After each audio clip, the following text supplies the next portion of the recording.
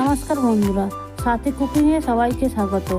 আপনাদের যখনই কিছু মনপছন্দ খাবার খেতে ইচ্ছে করবে, ইউটিউবে গিয়ে লিখুন সাথী কুকিং, আর আমার চ্যানেলটি সাবস্ক্রাইব করে রাখুন, যাতে আমি নতুন কোনো রেসিপি ছাড়লে সবার আগে আপনাদের কাছে পৌঁছে দিতে পারে। আর আজকের আমি নিয়ে চলে এসেছি নিরামিষ দিনের জন্য দারুণ সুস্বাদের একটা রেসিপি শেয়ার করব।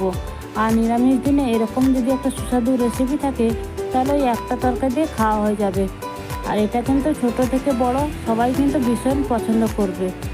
আর এই রান্নাটি নিরামিষ দিনে একবার করে খাওয়ালে বারবার খেতে চাইবে।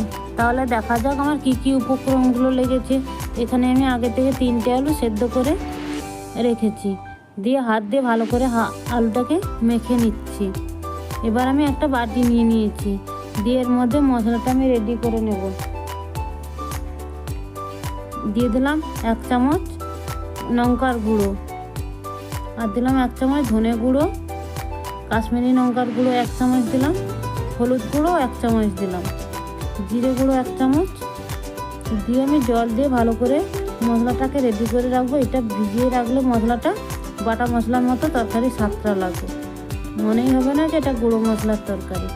এবার আমি গ্যাসের মধ্যে কড়াই একটা বসিয়ে দিয়েছি। এই রান্নাটা আমি খুব কম তেলেই করব। একটু হিং দিয়ে দিলাম, 4 ভাগের 1 ভাগ গোটা জিরে দিলাম, 1 চামচ আদা কুচি দিলাম, আর ঝাল দিয়েছি আমি পরিমাণ মতো। দিয়ে আমি ভালো করে আদা আর কাঁচা লঙ্কাটাকে ভালো করে ভেজে নেব।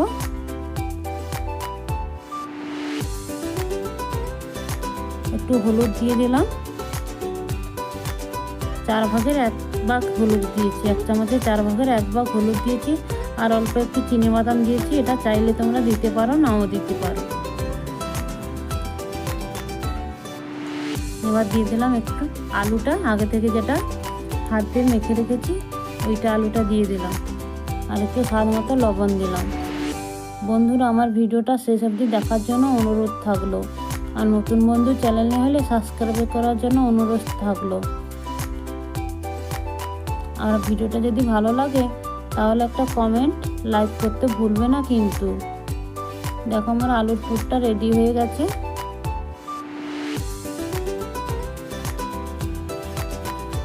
এবার আমি এখানে পাঁপড় নিয়েছি 6টা মতো, আর আমি একটু জল নিয়ে নিয়েছি। আর এখানে একটা কথা বলে দিই বন্ধুরা, যেটা আমি ভুল করেছি, পাঁপড়গুলো একটা ভেজাবে, একটা পুর দিয়ে রেডি করবে। না হলে একসাথে যদি সব ভিজিয়ে রাখো তাহলে নিচে পাঁপড়গুলো সব জল পেলে তো পুরো নরম হয়ে যাবে। ওই জন্য একটা ভিজিয়ে একটা পুর দিয়ে তারপরে আবার ভিজিয়ে করবে। এই টিপসটা সবসময় মাথায় রেখো। এই পাঁপড়ের পুরটা পাঁপড়ের অমলেটটা রেডি করার জন্য এইভাবেই করবে, একটা পাঁপড় ভেজাবে, একটা পুর দিয়ে রেডি করে নেবে। আর আমি এখানে নিয়েছি মশলা পাঁপড়, তোমরা চাইলে এমনি পাঁপড় নিতে পারো। আমি বাজারে মশলা পাঁপড়টাই পেলাম, এমনি পাঁপড়টা পেলাম না।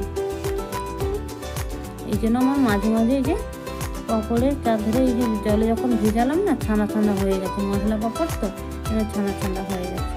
আর এটা যদি এমনি পাঁপড়লো তাহলে খুব ভালো হয়। এইভাবে আমি সব কটা রেডি করে নেব।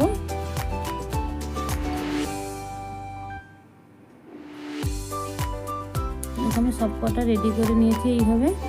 এবার আমি গ্যাসের মধ্যে সর্ষে তেল দিয়েই করব। সর্ষে তেল দিয়ে পাঁপড়গুলো ভাজলে খেতে খুব স্বাদ লাগে, আর তরকারিটার স্বাদটাও ভালো হয় সর্ষে তেলে রান্না করলে। আর আমি আলু পুরটা তৈরি করেছিলাম বাদাম তেল দিয়ে, ওই জন্য বাদাম তেল দিয়ে তো পাঁপড়টা ভাজা যাবে না, ওই জন্য আমি সর্ষে তেলেই ভেজেছি। গ্যাসের ফ্লেমটা হালকা করে এইভাবে এক পিঠ ও পিঠ করে পাঁপড়গুলো উঠে নিচ্ছি, এক পিঠ ও পিঠ করে। গ্যাসের ফ্লেমটা হালকা রাখতে হবে, কারণ পাঁপড় তো তাড়াতাড়ি পুড়ে যায়, লাল হয়ে যায়। আর লাল হয়ে গেলে কালারটা ভালো লাগবে না, অমলেটের মতো কালারটা আসবে না। দেখো এইভাবে অমলেটের মতো কালারটা চলে এসেছে। এবার আমি একটা পাত্রের মধ্যে পাঁপড়টা তুলে নিচ্ছি। এবার আমি আগে থেকে আলুগুলো ডুমো ডুমো করে যে কেটে রেখেছি ওই আলুটা আমি ওই তেলে ভেজে নিচ্ছি।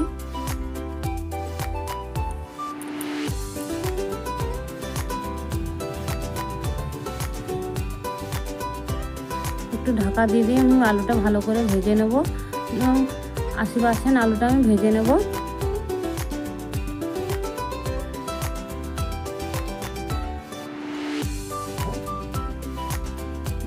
আলুটা আমার ভাজা হয়ে গেছে। এরপরে আমি একটা পাত্রের মধ্যে আলুটা তুলে নিচ্ছি।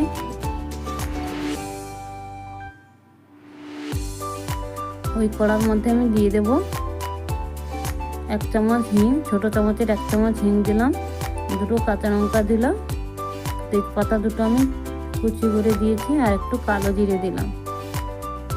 এখানে তোমরা কালো জিরার বদলে সাদা জিরেও দিতে পারো। এবার দিয়ে দিলাম আদা কুচি 1 চামচ, দিলাম একটু লবণ, আদাটা না যেন তেল থেকে ছিটকায় ওই জন্য একটু লবণ দিয়ে দিলাম। এবার আদাটা আমি ভালো করে একটু ভেজে নেব।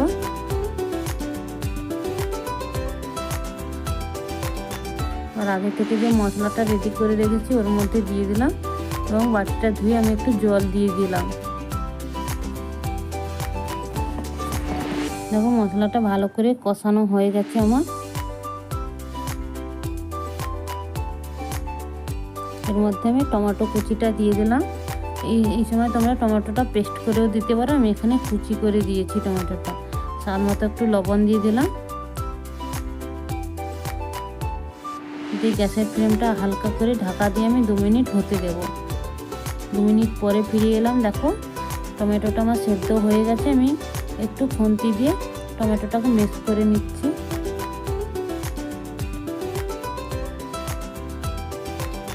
এখন পুরো রেডি হয়ে গেছে তরকারির মশলাটা। দেখো খুব সুন্দরভাবে ভাজা হয়ে গেছে। এবার আগে থেকে আলুগুলো যে ভেজে রেখেছিলাম ওইটা আমি দিয়ে দিলাম।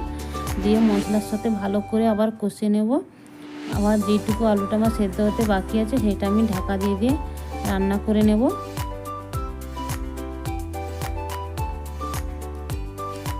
কড়াই থেকে আমার তেলটা ছেড়ে দিয়েছে, মানে আমার মশলাটা ভালোভাবে কষানো হয়ে গেছে। আর একবার ঢাকা দিয়ে আমি রান্না করে নেব।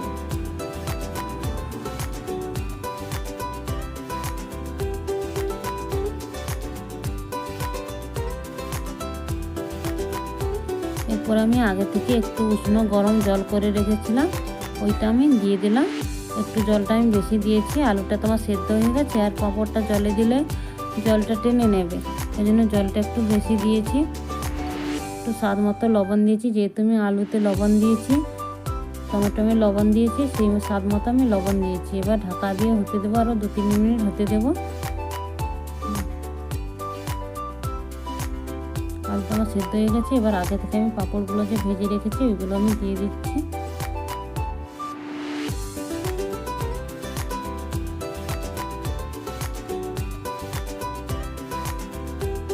একদিক থেকে একবার খুন্তি দিয়ে আমি উল্টে দিচ্ছি। দেখো পুরো অমলেট হয়ে গেছে। এটা যাকেই খেতে দেবে সে যখন খাবে ভাববে ডিমের অমলেট, কিন্তু যখন খাবে তখন বুঝতে পারবে যে এটা পাঁপড়ের অমলেট, না হলে দেখেই বলবে এটা ডিমের অমলেট। এবার আমি 1 চামচ ঘি দিয়ে দিলাম।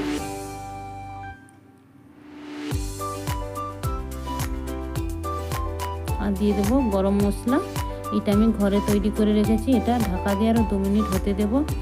গরম মশলাটা আমি তৈরি করেছি 2টো শুকনো লঙ্কা, গোটা জিরে, গোটা ধনে, দারচিনি, লবঙ্গ, এলাচ দিয়ে ভালো করে একটু হালকা করে ভেজে আমি গরম মশলাটাকে গুঁড়ো করে রেখেছি।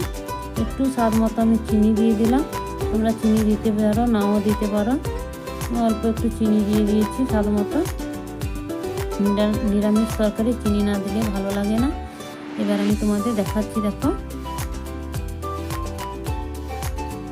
কত সুন্দরভাবে তরকারির কালারটা হয়েছে, যা দেখো পুরো ডিমের মতো অমলেট হয়েছে। আর আমার ভিডিওটা যদি ভালো লাগে বন্ধুরা কমেন্ট করে জানাবে। দেখা হবে আবার নতুন একটা রেসিপি নিয়ে। গুড নাইট বন্ধুরা, সুস্থ থেকো, ভালো থেকো।